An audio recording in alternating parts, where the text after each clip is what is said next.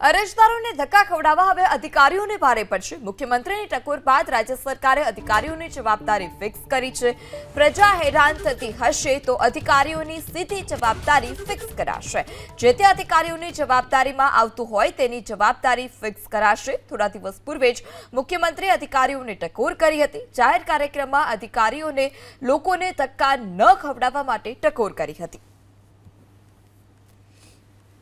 જ્યાં આગળ સર્વિસ લેવા માટે સામાન્ય વર્ગના લોકોને કે જેમ કે જનસંપર્ક કાર્યાલય હોય, ટીડીઓ હોય કે મામલતદાર કચેરીએ જવું પડતું હોય, ત્યાં આગળ ઝડપથી ફરીથી ન આવવું પડે અને કદાચ કોઈ આવા કિસ્સા બને તો જે તે વર્ગનો કર્મચારી જેની જવાબદારીમાં આવતું હોય અને એવા ડિલેના કિસ્સાઓ માલુમ પડશે તો એવા અધિકારીઓને જવાબદાર ગણી અને પગલાં લેવાની પણ વાત કરી છે। અને સાથે જ્યાં આગળ સર્વિસીસ આપણે આપીએ છીએ કે માનો કે શાળા હોય, ક્યાંક દવાખાનું હોય, જ્યાં આગળ સર્વિસ અપાતી હોય ત્યાં પણ કોઈ નાની મોટી સમસ્યા અથવા તો કોઈ પ્રશ્નનો ઉદ્ભવ થશે તો એ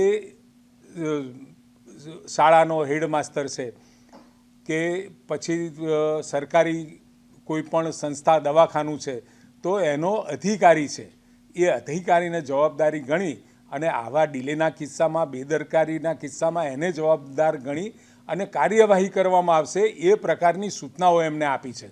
એટલે ખૂબ મોટી કોઈ પણ જગ્યાએ પ્રજા હેરાન થતી હોય તો એની સીધી જવાબદારી સુનિશ્ચિત થાય એ પ્રકારની એમને સૂચનાઓ આપી છે, જેથી ગુજરાતની પ્રજાને ખૂબ મોટો ફાયદો થશે।